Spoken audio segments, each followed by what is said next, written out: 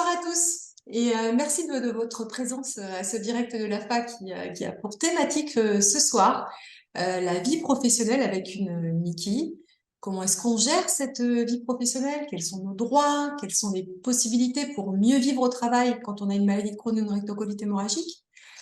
Eh bien, on va pouvoir répondre à toutes ces questions ce soir avec nos trois experts qui, en plus d'être des administrateurs de l'AFA, sont concernés par une Niki et ont développé des compétences spécifiques pour mieux accompagner les personnes dans le cadre de leur vie professionnelle.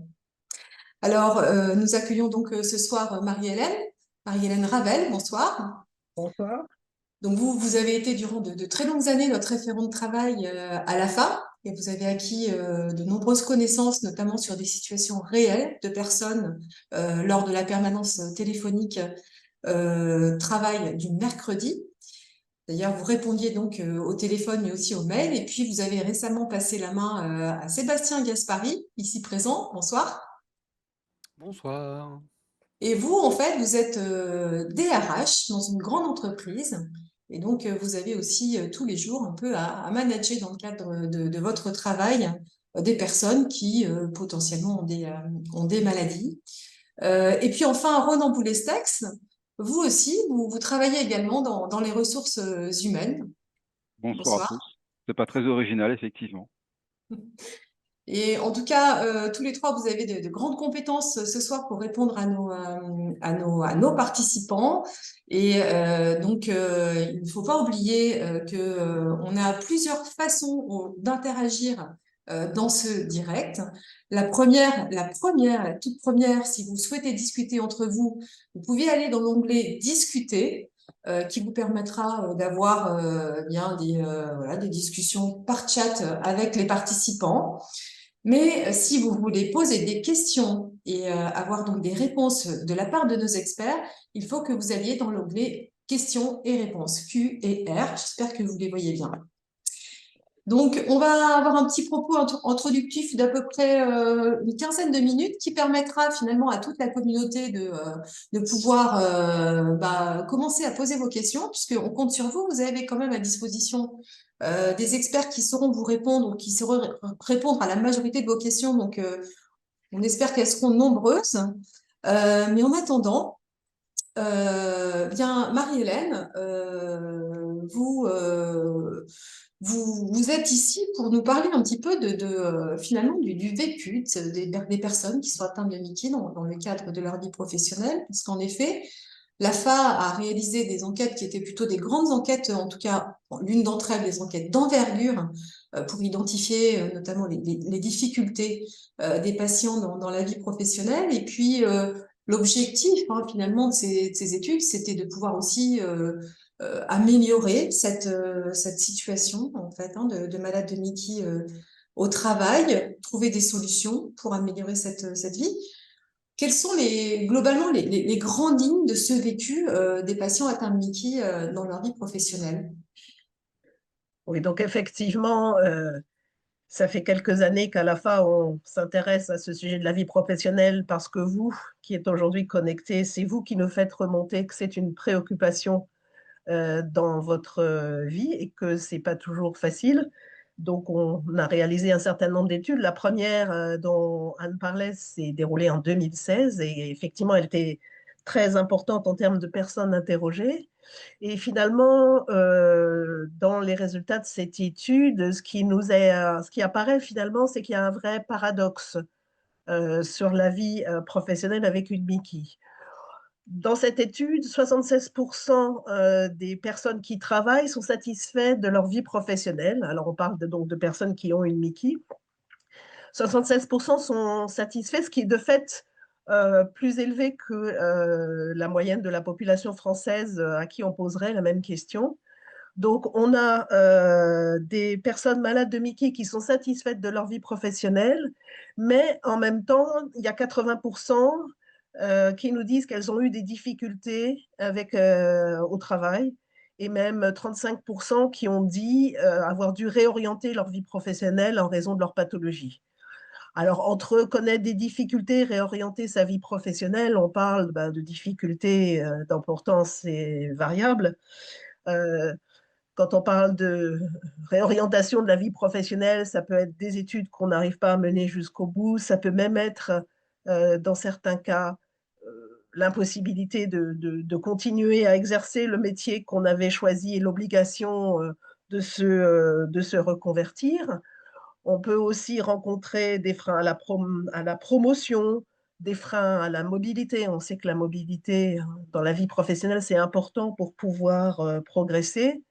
On peut aussi avoir simplement certaines tâches dans le travail qui sont impossibles et donc toute la problématique des aménagements. Donc 80%, il y a des difficultés au travail, elles sont d'importance effectivement très variable et on reviendra sur tout ça après. Alors, de quel type de problème on parle? Pourquoi ces difficultés? Donc, on a demandé quels étaient les symptômes qui posaient le plus de problèmes et qui représentaient finalement un obstacle dans la vie professionnelle.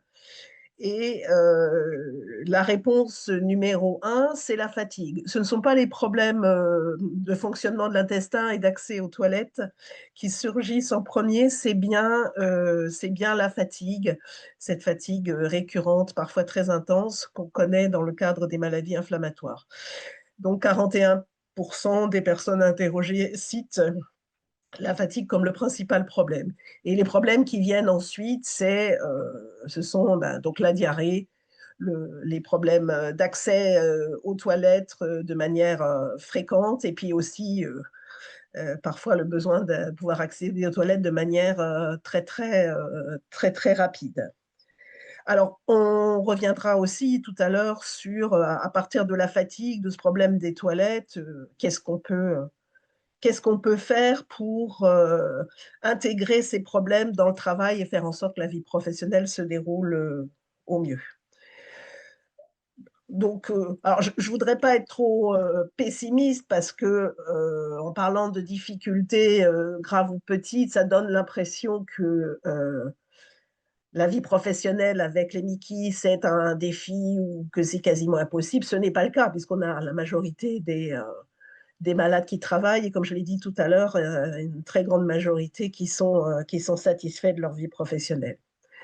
Sur la question des difficultés et des aménagements, il y a évidemment une question qui se pose d'emblée, c'est est-ce que on parle de sa maladie dans le contexte professionnel? Alors, en fait, la majorité des malades parlent de leur Mickey à leur entourage professionnel. Alors, en priorité, les collègues, parce qu'il y a souvent un lien, disons, d'amitié qui peut se faire avec les collègues, ou en tout cas, c'est avec eux qu'on travaille vraiment de manière approfondie tous les jours, donc on se connaît bien et eux, ils peuvent voir ce qui se passe. Donc, dans l'ensemble, pour les collègues, on a tendance à leur dire, et globalement, ça se passe bien. Il y a aussi 46% qui ont parlé à leur hiérarchie, qui leur a assuré de leur soutien. Donc, au total, on a quand même une majorité des malades de Mickey qui parlent de la maladie à leur entourage professionnel, mais il y a quand même une alerte, c'est que il y a ceux qui en ont parlé, il y en a à peu près un quart qui disent oui, j'aurais mieux fait de me taire parce que finalement, en parler, j'en ai parlé, mais je l'ai regretté, ça a généré des problèmes pour moi. Là aussi, la question de en parler, à qui, quand, comment, est un sujet sur lequel on va revenir dans la suite de cette conférence.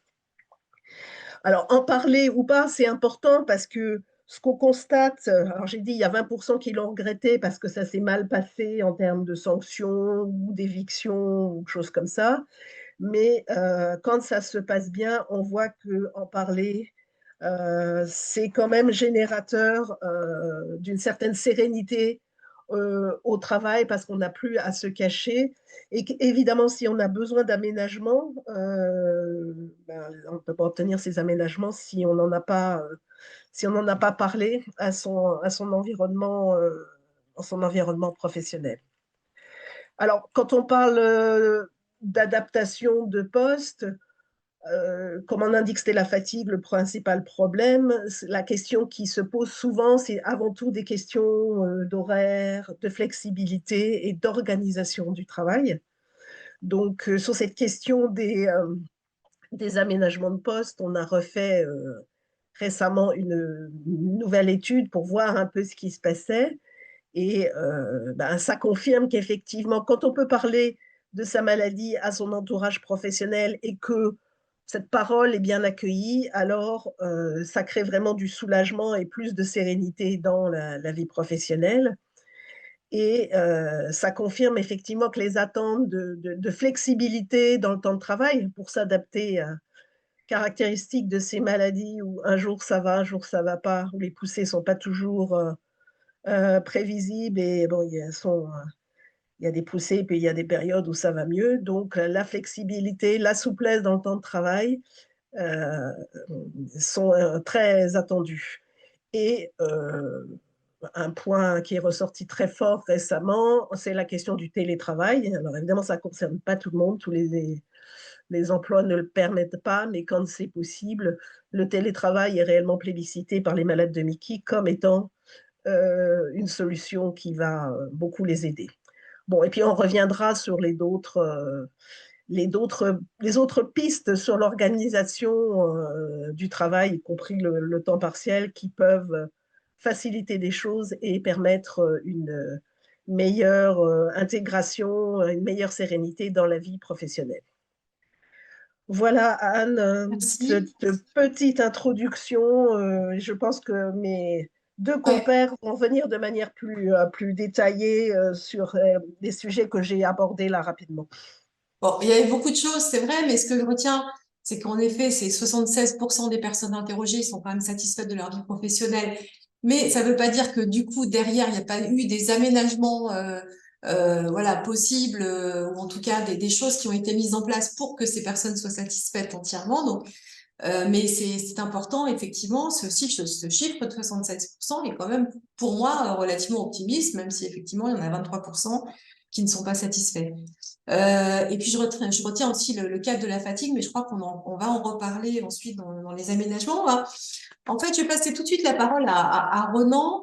Peut-être avant quand même de passer la parole à Ronan Boulestex, qui va plutôt en fait aborder la question des droits généraux en fait au travail. Il y a un certain nombre de droits généraux possiblement que l'on peut actionner pour vivre mieux sa vie professionnelle, dont un notamment la reconnaissance de la qualité de travailleur handicapé, ce qu'on appelle la RQTH. Eh bien, chers participants, je vous propose un sondage pour savoir si parmi vous, non, Jean-David, excuse-moi, c'est le sondage ça n'est pas celui-ci, c'est sur la RQTH. Et merci d'ailleurs à Jean-David qui est là en backup sur la technique. Avez-vous déjà fait la demande de reconnaissance de qualité de travailleur handicapé, donc la RQTH? Oui, si vous avez fait cette demande, non, si vous n'avez pas fait cette demande. Et puis, dès que vous avez répondu, on peut peut-être d'ailleurs attendre encore une petite minute pour les réponses. Comme ça nous permettra déjà de savoir un petit peu à qui on a affaire parmi les participants, si vous avez déjà demandé cette reconnaissance de qualité de travailleur handicapé, oui ou non. Encore un petit peu de temps, peut-être. Alors, moi, je n'ai pas accès, j'ai l'impression que je n'ai pas accès malheureusement aux résultats. Donc, j'espère que... Ah, ça y est. Voilà les résultats. Alors, bon, il y en a, bah oui, en fait, vous avez globalement tous à peu près répondu. Ah, finalement, c'est assez partagé. 53% ont fait la demande de la reconnaissance de la RQTH, tandis que 47% n'ont pas fait la demande. Donc, c'est intéressant puisqu'en fait, c'est moitié-moitié. Alors, Ronan Voulestex, vous, en tant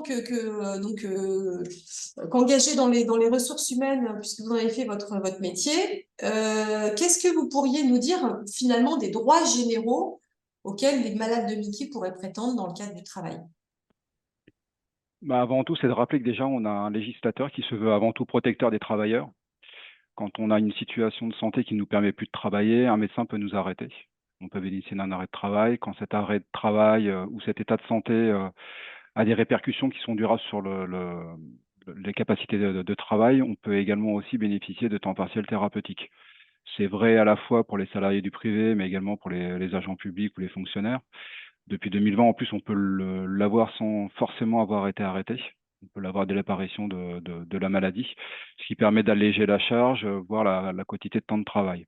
Donc ça peut être un dispositif un peu moins lourd que la pension d'invalidité qui peut être octroyée également, mais qui permet justement de répondre à des situations pardon, qui peuvent être temporaires. A été évoqué la RQTH. Donc, la RQTH, effectivement, c'est un dispositif, enfin, c'est un document, pardon, qui est adressé aux salariés qui en est demandeur. C'est une sorte de sésame qui permet justement après à l'employeur de mobiliser un certain nombre d'aides. Je me permets juste peut-être de revenir. Alors là, c'est peut-être pour parler aux 43% qui n'ont pas de RQTH. La RQTH, comme son nom l'indique, c'est une reconnaissance de la qualité de travailleur handicapé. Qui dit travailleur handicapé, le terme n'est pas forcément très, très habile. On devrait plutôt parler de travailleur en situation de handicap. Le handicap, c'est tout sauf, enfin, c'est aussi, mais ça n'est pas que le fauteuil, la canne blanche, etc. C'est aussi de plus en plus des handicaps non visibles et de plus en plus des maladies invalidantes comme les maladies de Crohn ou rectocolite hémorragique. Donc, on va parler plutôt de situation.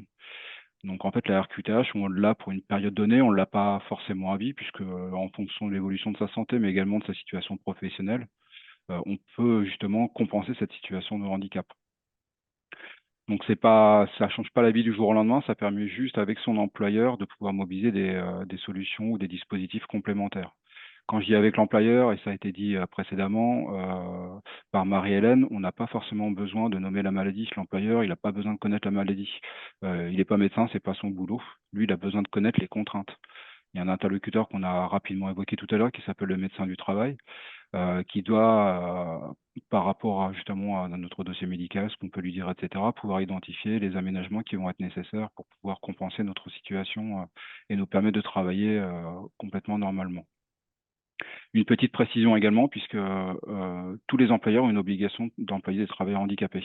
Il y a uniquement ceux qui embauchent au moins 20 salariés ou 20 agents publics qui, eux, en plus d'avoir l'obligation, ont une contrainte financière.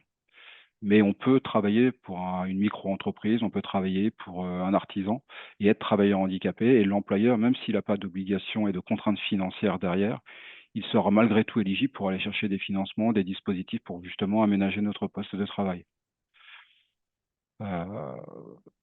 Voilà ce que je pouvais dire. Peut-être juste pour insister sur le fait que l'employeur, il n'a pas forcément besoin de connaître la pathologie en lui-même, il a besoin de connaître les contraintes. On peut faire le choix d'en parler à son entourage, on peut faire le choix d'en parler au médecin du travail, mais on peut faire le choix d'en parler aussi en fonction de la relation qu'on peut avoir avec son employeur. C'est toujours plus facile dans un environnement bienveillant, c'est toujours plus facile quand il y a une mission handicap, par exemple, dans l'entreprise, parce qu'on a des gens qui sont sensibilisés, qui sont formés, etc. Là où il faut aussi être vigilant, c'est de la façon dont on présente la maladie ou le handicap en fonction de son niveau d'acceptabilité, de la situation dans laquelle on est. Ça peut aussi être un atout, une force de caractère. Ça peut nous permettre aussi de développer des compétences supplémentaires, etc. Donc c'est plutôt de le présenter. Alors je sais que ça peut être un peu compliqué et parfois dur de l'entendre redire, mais ça peut être aussi présenté de façon positive au niveau de l'employeur.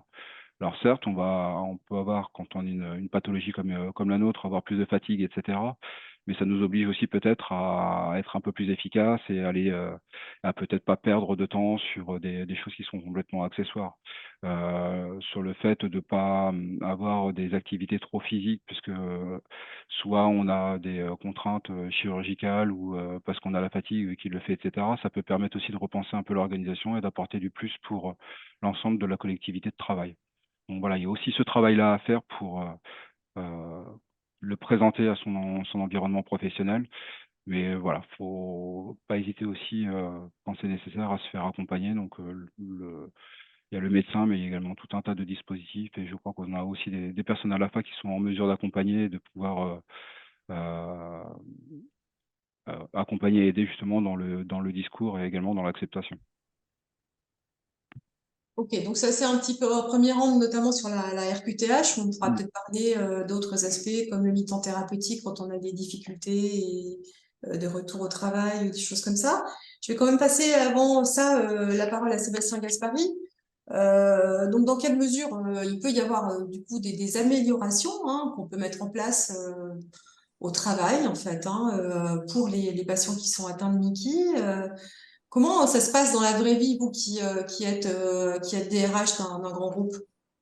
Alors, Marie-Hélène a déjà dit beaucoup de choses, mais effectivement, dans la vraie vie, ce qui se passe, c'est, et ça a été dit à plusieurs reprises, deux choses sont gardées et aident beaucoup l'employeur finalement à se positionner sur un aménagement dans le temps. Ça va être la présence ou non d'une RQTH, qui est un vrai levier, à la fois pour l'employeur et pour le médecin, pour aller dans le sens d'un aménagement. Et ça, c'est pas à minimiser, et c'est pas quelque chose de compliqué à avoir, hein. C'est juste, entre guillemets, un dossier à remplir, à envoyer dans un département. Vous faites aider par le médecin pour rédiger une lettre. Une assistante sociale à la FA, au travail, en local peut vous aider et vous faites une demande. Donc déjà, il y a la RQTH qui est regardée.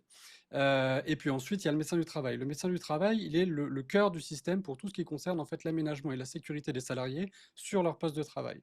Donc à partir de là, si vous arrivez avec une pathologie, une Mickey, que vous êtes dans une période de poussée, que vous avez un traitement un petit peu difficile, rien ne vous empêche de prendre à votre demande rendez-vous avec le médecin du travail.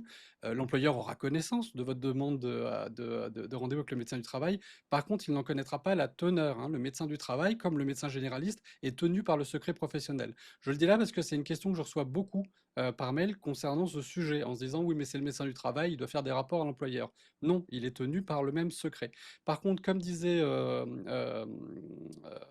Renan juste avant, j'ai oublié ce que je voulais dire, mais c'est pas grave.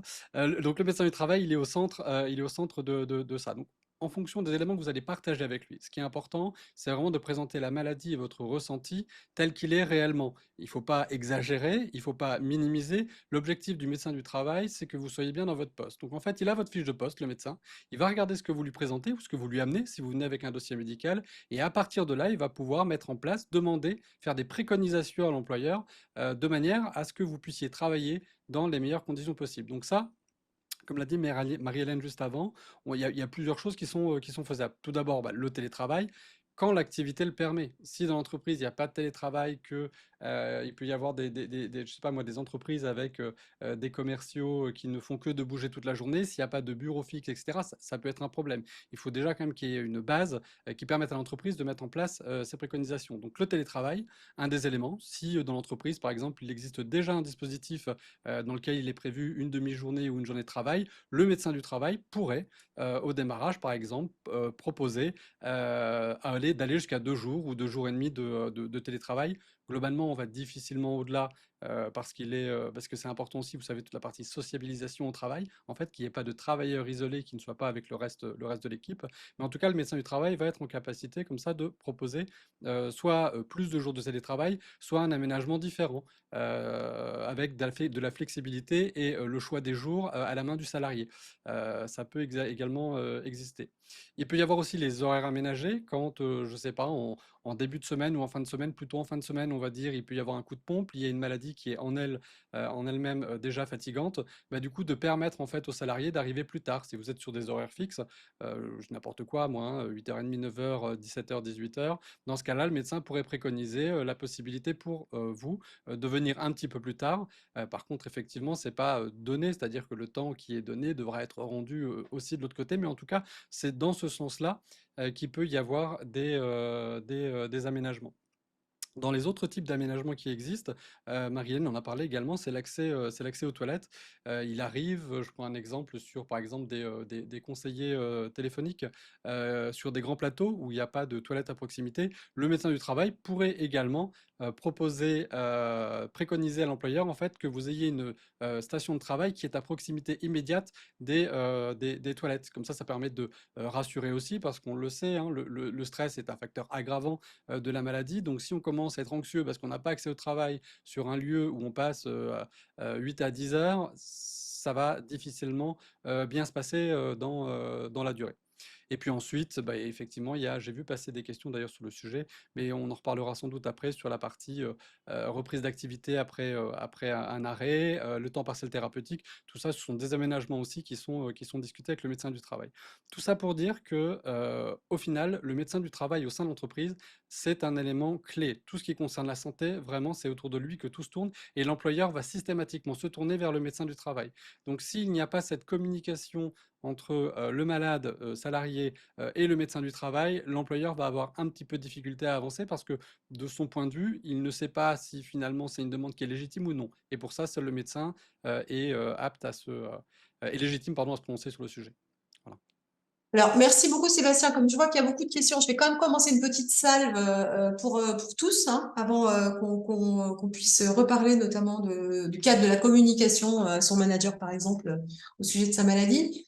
Alors, on voit beaucoup de choses, notamment sur les questions-réponses sur les délais, en fait, hein, pour obtenir la RQTH, mais non seulement les délais, mais finalement, quelqu'un dit, finalement, faire une demande de RQTH, c'est une chose, mais en avoir le droit est tout autre. À l'heure actuelle, on est d'accord, avoir une reconnaissance de la qualité de travailleur handicapé, c'est une chose qui est quand même assez courante dans le cadre de la maladie de Crohn et de la rectocolite hémorragique. On est d'accord, hein? Est-ce que finalement on est obligé d'être dans un cadre de maladie en poussée pour la demander, ou est-ce que c'est un cadre plus global? Quelqu'un peut Je peux répondre, répondre. Ronan par exemple, Bon, ou Ronan. Sébastien? Non, Ronan.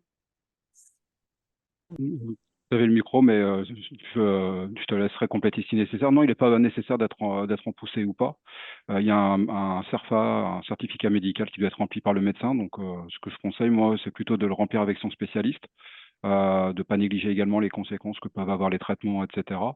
Et puis, de toute façon, si la situation venait à s'aggraver malheureusement et qu'on était amené à devoir compléter, puisque quand on fait une demande de RQTH, c'est un seul et même dossier pour de multiples demandes, pour la hache, etc., mais également pour les cartes de priorité debout, pour les cartes de stationnement, etc. Rien n'empêche de pouvoir aussi représenter des demandes. On n'est pas obligé d'attendre la fin, puisqu'on a encore certaines RQTH qui sont limitées dans le temps. En fonction des départements, certaines maintenant commencent à mettre des durées beaucoup plus longues, mais rien n'empêche de faire une demande tous les 6 mois.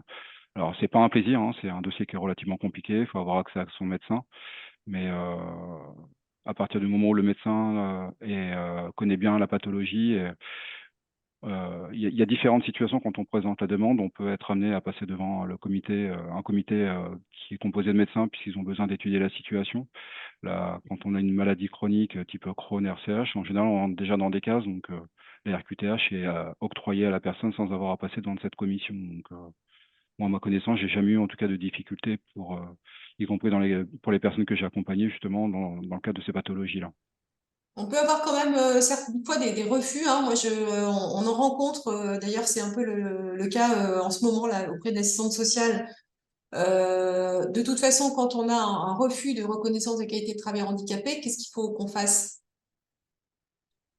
Quelqu'un veut me répondre Oui, Marie-Hélène? Je pense que d'abord, il y a un recours qui est possible, donc on peut demander Voilà. que le dossier soit examiné une deuxième fois, et dans ce cas-là, je suggère très fortement de contacter l'assistante sociale de l'AFA pour avoir les bons conseils pour monter le dossier pour la deuxième fois. Alors attention, ça reste relativement rare, mais c'est Ça toujours existe. une possibilité pour plein de raisons, parce que souvent, peut-être que quelquefois le dossier n'est pas suffisamment étayé, ça peut arriver. Donc c'est très important quand même de mettre des choses détaillées sur sa situation de santé, hein, et les difficultés et les contraintes en fait liées à la maladie. Donc ça, c'est des choses qu'on peut conseiller, hein, de faire des dossiers quand même qui sont relativement étayés pour pouvoir avoir cette reconnaissance. On a parlé, alors bien sûr, de cette reconnaissance et donc du médecin du travail comme pivot. Moi, ce que je vois quand même dans certains commentaires, c'est que le médecin du travail n'a pas forcément une bonne connaissance de la maladie de Crohn ou de la rectocolite hémorragique. Qu'est-ce qu'on peut, en tant que patient, apporter finalement comme information à son médecin du travail pour essayer de lui donner plus de détails et de précisions sur le fait que cette maladie est relativement handicapante quelquefois? Ouais. Je- je-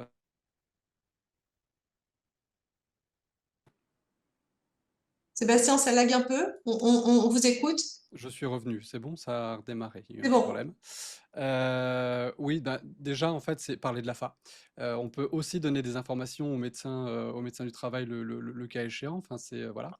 Et ensuite, comme je disais tout à l'heure, en fait, c'est de venir, si c'est possible, avec votre dossier médical. Parce que même si le médecin ne connaît pas bien la maladie de Crohn, il connaîtra les symptômes. S'il a une lettre, par exemple, de votre gastro, il saura lire et interpréter ce que dit le gastro-entérologue. Après, il y a quand même, il me semble aujourd'hui, beaucoup d'informations qui est disponible sur Internet. Donc un médecin du travail, en général, peut rechercher l'information. Mais en tout cas, je dirais déjà l'AFA, parce que renvoyer, c'est possible hein, pour un salarié d'envoyer le médecin du travail en disant est-ce que vous connaissez l'AFA ou n'importe quelle association, mais bon, en l'occurrence l'AFA pour tout ce qui concerne la maladie de Crohn, et puis apporter votre dossier médical. Autre aspect, c'est autre chose aussi, c'est quand même le cadre de la reprise de travail après notamment une absence, hein, quelle qu'elle soit. Ça peut être une petite absence ou une grande absence du fait de la maladie, d'une hospitalisation ou éventuellement d'une chirurgie. On parle du temps partiel thérapeutique. Qui voudrait me parler un petit peu de ce temps partiel thérapeutique? Combien de temps on a droit à ce temps partiel? Pour qui? Est-ce que c'est pour des congés de longue durée ou même de courte durée quand on a une maladie chronique? Quelqu'un peut-il me répondre? J'ai peut-être moi apporté un complément avant de parler du temps partiel thérapeutique. Aujourd'hui, quand on est arrêté au moins 30 jours, l'employeur a l'obligation d'écrire au salarié également et de lui proposer une visite de liaison. C'est une obligation pour lui de le faire. C'est pas une obligation pour le salarié de la suivre. En quoi ça consiste? Ça permet au salarié, y compris quand il est en arrêt de travail, d'avoir un contact avec le médecin du travail et de pouvoir aussi préparer les conditions de retour. Donc, quand une personne est arrêtée 30 jours, 60 jours, et cetera, il y a des questions qui peuvent se poser. Ça peut être aussi une appréhension de revenir sur le lieu de travail, dans quelles conditions, et cetera, et ça permet, avec le médecin, justement, de construire ce retour. Et c'est à ce moment-là qu'effectivement peuvent être apportées, des propositions de mettre en place un temps partiel thérapeutique ou un temps partiel aménagé, et cetera. Donc après, je ne sais pas si Sébastien ou Marie-Hélène veulent aborder ce sujet-là, mais en tout cas, ce temps partiel, c'est vraiment un dispositif qui est limité dans le temps et qui permet, enfin, dans l'esprit, c'est vraiment de permettre à la personne de revenir dans des meilleures conditions possibles, de façon plus progressive et dans un objectif de reprise pérenne. Donc, il faut qu'il soit prescrit par le médecin. Sur prescription du médecin, il faut après aller voir le médecin du travail et discuter des modalités, puisque un temps partiel, ça peut être, comme ça a été évoqué tout à l'heure, un aménagement des horaires journaliers. Ça peut être pour un mi-temps thérapeutique, par exemple, ça peut être de travailler que l'après-midi parce que le matin, on a besoin de se dérouiller, etc. Ou ça peut être concentré sur des jours de la semaine. Donc ça, c'est une discussion à avoir après avec le médecin de prévention ou le médecin du travail, pardon, pour pouvoir le convenir. Et ensuite, c'est proposé à l'employeur. Et l'employeur peut bien entendu l'accepter, et s'il le refuse, il doit le motiver. Et là encore, comme tout à l'heure, ça a été évoqué, il y a toujours des possibilités de recours ou de contestation, notamment sur les motifs, parce que l'employeur peut faire valoir des conditions de service, etc. Mais si il met en avant ce type d'éléments, il est aussi obligé de le justifier. Ouais, je me Sur, permets de compléter si je peux. pardon. Non, c'est juste pour dire qu'effectivement, le temps partiel thérapeutique, il se fait pas sur une simple demande du salarié. Généralement, il est prêt, il fait suite en fait à un arrêt longue durée, ça peut être de 3 mois, de 6 mois, d'un an. Et donc, du coup, le but du jeu, c'est bien de revenir au travail de manière pérenne. Et donc, c'est de mettre en place tout ce qu'il est possible de mettre en place pour revenir en activité.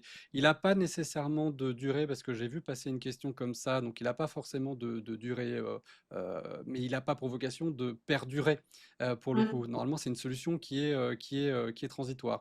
Et vous ne pourrez pas demander par contre de vous mettre en temps partiel thérapeutique si aujourd'hui vous êtes à plein temps et demander demain un temps partiel thérapeutique. Il y a quelque chose qui ne marchera pas dans l'histoire. Par contre, ce qu'il est possible de faire, je me permets de répondre aussi à une question que j'ai vue dans l'autre chat, qui était une demande justement sur le temps partiel tout court. est-ce qu'il est possible d'être en temps d'être en temps plein, de demander un temps partiel de plein droit et ensuite de revenir à plein temps. Oui, c'est possible. À partir du moment où vous aviez été employé à temps plein sur un CDI, vous pouvez tout à fait demander à passer à 80% de votre fait sans passer par une demande du médecin du travail et ensuite de revenir à temps plein comme n'importe quel salarié, j'ai envie de dire. Ça, c'est juste une disposition qui existe bien évidemment. Ok. Pour moi, en fait, le temps partiel thérapeutique, c'était quand même un aménagement provisoire, mais même quand on était notamment à plein temps, travailler à temps partiel avec une non-perte de salaire, puisqu'il y avait une partie qui était payée par la sécurité sociale, mais peut-être que les modalités ont changé. On a une compensation effectivement les indemnités journalières. Par contre, depuis 2020, on n'est pas obligé d'être arrêté pour pouvoir bénéficier d'un temps partiel thérapeutique. Ça peut être dès l'apparition de symptômes justement pour éviter un arrêt de travail. Oui, quand il y a des antécédents, oui, c'est vrai aussi. Ok, donc c'est quand même éventuellement une carte à jouer, ce temps partiel thérapeutique en cas de symptômes et qui peut être quand même, qui peut permettre, en tout cas sans perte de salaire, théoriquement, de pouvoir ralentir un peu au niveau de l'emploi. Après, je me permets juste aussi, sans perte de salaire, c'est vrai, mais par contre, si le temps partiel thérapeutique en lui-même n'a pas de fin possible, c'est-à-dire qu'un temps partiel thérapeutique pourrait durer 10 ans, je dis n'importe quoi, hein, je tire le trait exprès. Pour autant, par contre, les IGSS, elles seraient arrêtées avant. C'est-à-dire qu'à un moment donné, Les indemnités la journalières, partie... sécurité sociale. Exactement, pardon, excusez-moi. L'indemnité de la sécurité sociale, elle s'arrêterait avant. Je crois de tête que c'est 3 ans, mais ça, Oui. c'est le maximum. Ok. On a aussi quand même un certain nombre de questions sur les reconversions, donc c'est quand même intéressant parce que c'est vrai que quelquefois, certaines personnes envisagent finalement de changer d'orientation professionnelle pour, voilà, pour des raisons qui sont que, par exemple, la vie professionnelle actuelle n'est pas forcément compatible avec sa situation de santé. Qu'en est-il des dispositifs de reconversion? Est-ce que c'est facile, en fait, de pouvoir faire une reconversion? Et est-ce que par exemple, la RQTH peut être facilitante pour une reconversion? Qu'est-ce qui, du point de vue des droits, peut être facilitant pour une reconversion professionnelle?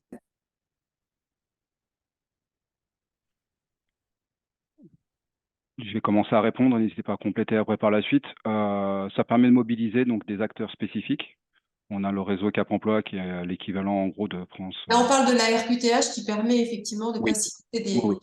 Quand on a l'RQTH, on a un statut plus particulier qui permet justement d'être éligible au service de Cap Emploi. Dans certains départements, les noms sont différents, mais ces organismes-là sont en mesure après de mobiliser des financements complémentaires pour pouvoir financer des formations certifiantes, diplômantes, qualifiantes, etc.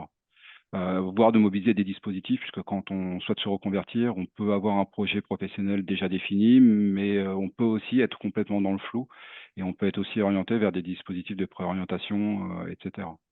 Est-ce que c'est facile? Non, puisque c'est soumis aussi à financement. Les financements aujourd'hui, comme beaucoup de sujets, sont très tendus. Donc, faut pas hésiter aussi à mobiliser le CPF quand on a encore des droits.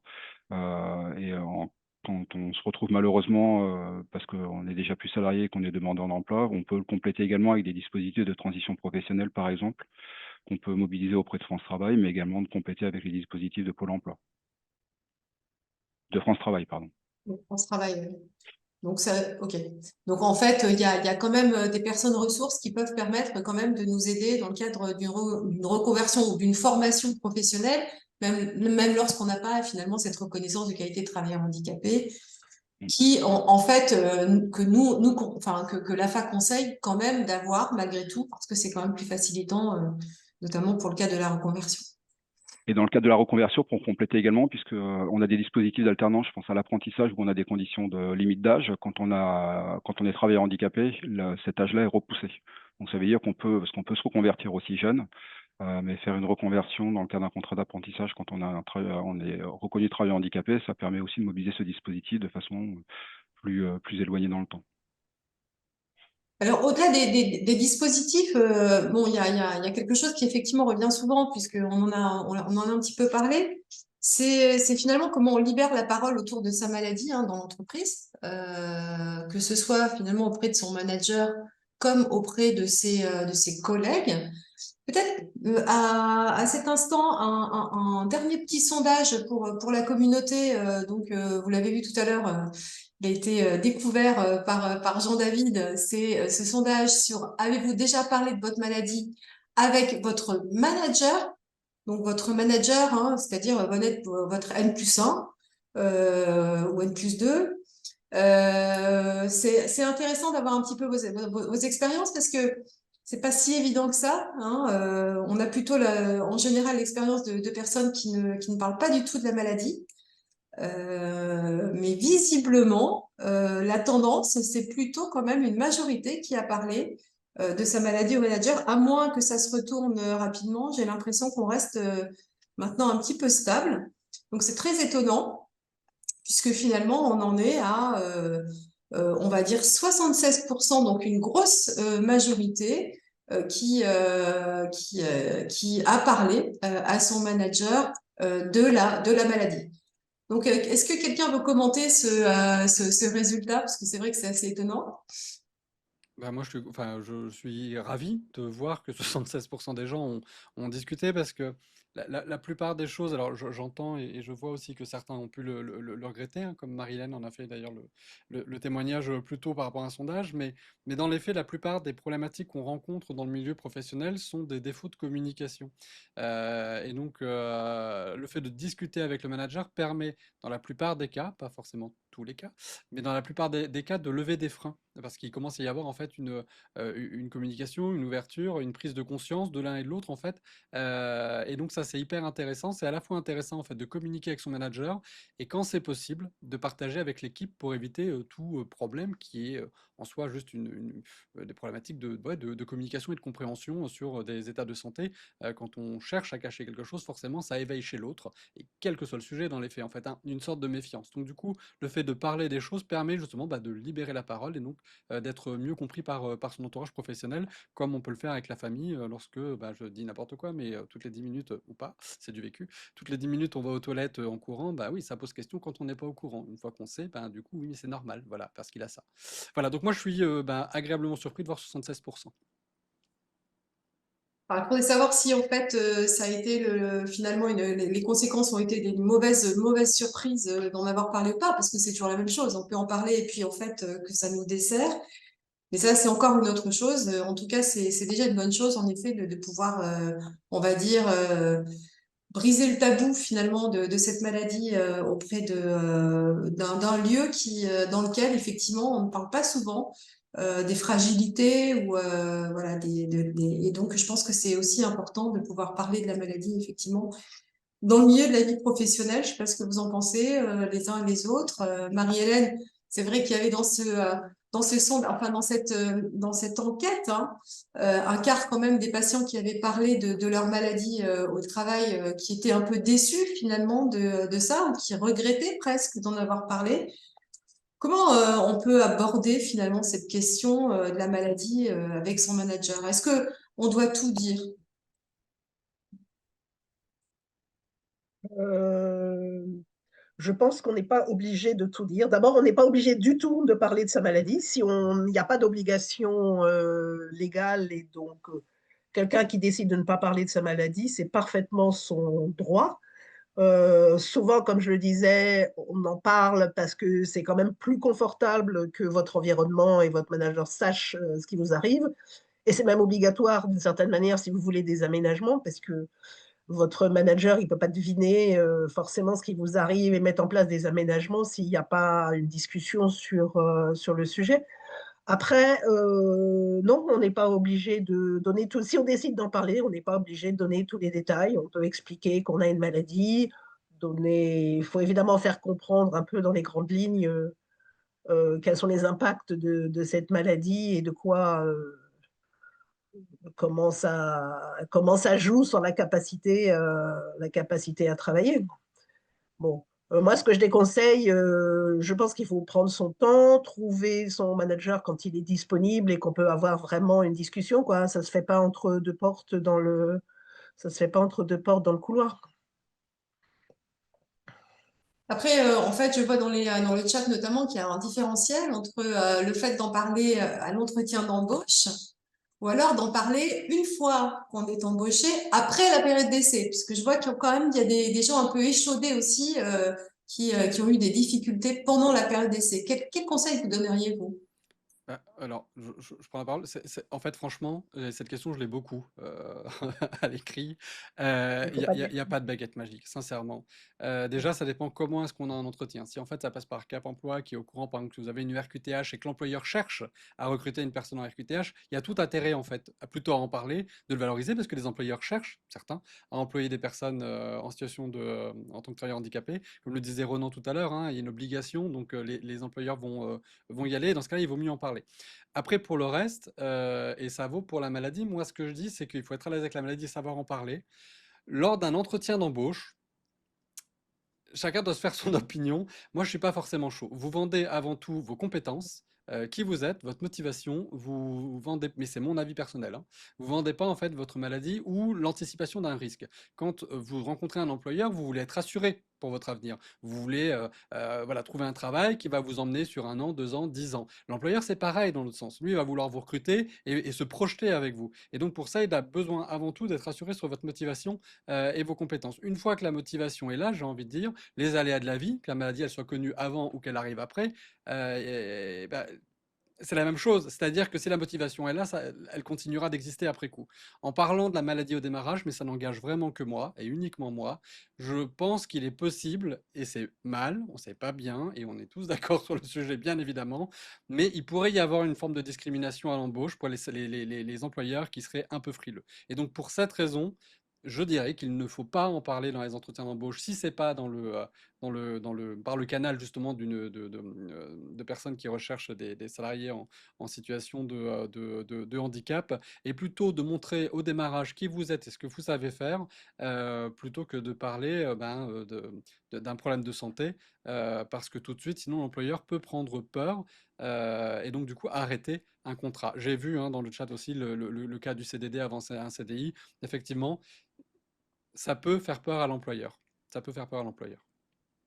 Je suis du même avis que Sébastien, c'est-à-dire ma recommandation à moi, c'est que quand on est en période d'essai, si on peut éviter d'en parler, c'est beaucoup mieux. Et si on ne peut pas éviter d'en parler parce qu'on a vraiment besoin d'aménagement, alors il faut y aller avec la RQTH. Et dans ce cas-là, donc il y a en fait 2 stratégies possibles. C'est soit on a vraiment besoin d'aménagement, j'ai la RQTH et on discute le recrutement dans ce contexte-là, ou alors on ne dit rien à l'employeur, quitte à changer d'avis quelques mois après, une fois qu'on est passé, qu'on a été confirmé dans son CDD ou dans son CDI, et qu'on s'est intégré, qu'on a montré qu'on était compétent, alors on pourra peut-être en parler. Mais effectivement, pendant la période d'essai, c'est un risque parce que en gros, la période d'essai peut ne pas être confirmée sans que l'employeur ait besoin de le justifier, quoi. Donc, même si on sait que c'est de la discrimination, c'est extrêmement difficile à prouver. Ok. Est-ce qu'on a essayé de faire le tour? Parce que je vois qu'il y a beaucoup donc dans les questions hein, de cas un petit peu individuels. C'est vrai que on conseille toujours quand même finalement de vous adresser à la permanence travail hein, de l'AFA notamment, travail@afa.so.fr. Où on pourra éventuellement répondre à vos questions. Sébastien, qui est là pour vous répondre. Il y a aussi énormément d'informations hein, que vous avez notamment à travers les fiches travail de l'AFA. C'est peut-être l'occasion d'ailleurs de vous rappeler un petit peu tous les services que l'on a et tout ce qu'on peut faire pour vous en termes d'information. Merci Jean-David. En fait, vous voyez, on a à la fois bien sûr le site internet de l'AFA où vous avez évidemment tout un tas d'informations et les permanentes informations sur le travail avec Sébastien Gaspari. Si vous souhaitez en effet sensibiliser sur les aménagements notamment possibles avec une Niki, notamment vers le médecin du travail, mais aussi pourquoi pas aux ressources humaines de votre entreprise, on vous conseille cette nouvelle brochure de l'AFA qui a été qui est sortie très récemment et qui permet vraiment d'avoir des trucs et astuces assez utiles dans la vie professionnelle pour orienter finalement notamment le médecin du travail sur certains aménagements simples à réaliser. Cette brochure, elle est issue de votre expérience puisque au départ, nous avions un petit peu questionné la communauté des patients atteints de Mickey pour pouvoir réaliser cette brochure et savoir en fait quels étaient les aménagements réalistes et possibles. Sachez que vous avez aussi la permanence des droits autour des droits sociaux avec Ingrid Gélis, mais plutôt donc le mercredi. Alors, elle a une permanence téléphonique, mais vous pouvez aussi lui écrire à social@tafa.so.fr. Et n'oubliez pas non plus qu'il y a les fiches pratiques, hein, droits et assurances, vie professionnelle et Mickey, toutes les aides et démarches en cas de Mickey. Ces brochures sont quand même relativement réactualisées puisque les droits évoluent. Donc, on vous conseille plus que jamais de pouvoir aller regarder sur le site de l'AFA ces fiches dans la médiathèque, dans la rubrique médiathèque. Alors, peut-être un petit mot de conclusion, si vous le souhaitez, avant qu'on se quitte. Marie-Hélène, Sébastien, Ronan, qu'est-ce qu'on pourrait conclure, qu'est-ce qu'on pourrait dire de façon générale finalement aux participants qui nous regardent, puisque on est loin d'avoir évidemment fait le tour des problématiques de la vie professionnelle. Il s'agit d'un webinaire qui finalement, vous voyez, est relativement court alors que le sujet est très vaste. Mais ça permet quand même d'avoir déjà des pistes intéressantes pour nos participants. Qu'est-ce qu'on pourrait conclure? Est-ce que vous avez une petite phrase de conclusion sur ce webinaire?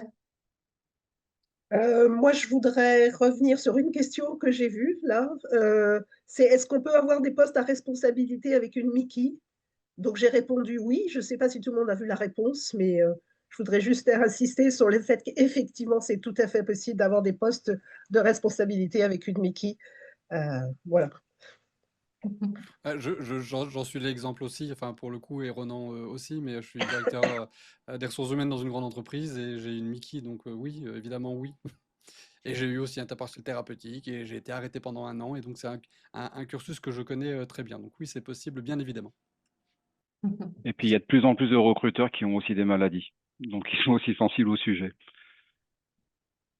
Et c'est aussi important, je pense, aujourd'hui, de bien sensibiliser le monde du travail au fait que un malade chronique a aussi et a toutes les compétences aussi, enfin, en tout cas, à poste égal, a exactement les mêmes compétences que quelqu'un qui n'est pas malade, voire peut-être aussi que cette personne qui est atteinte d'une maladie chronique a aussi, on va dire, engrangé des capacités d'ajustement et donc dans la vie qui peut aussi lui permettre d'avoir peut-être plus je sais pas, d'endurance dans la vie professionnelle. Donc voilà, donc c'est sur cette note d'optimisme qu'on se laisse. On vous souhaite une très très bonne soirée. On va finir évidemment par une petite image parce que vous savez qu'on a d'autres dates très importantes, notamment des dates sur ce direct, sur donc d'autres directs de l'AFA dans les mois qui viennent et puis d'autres dates bien sûr. Donc on vous dit à bientôt et puis je remercie énormément bien sûr nos experts d'avoir pu répondre à nos participants. Merci beaucoup et passez une bonne soirée.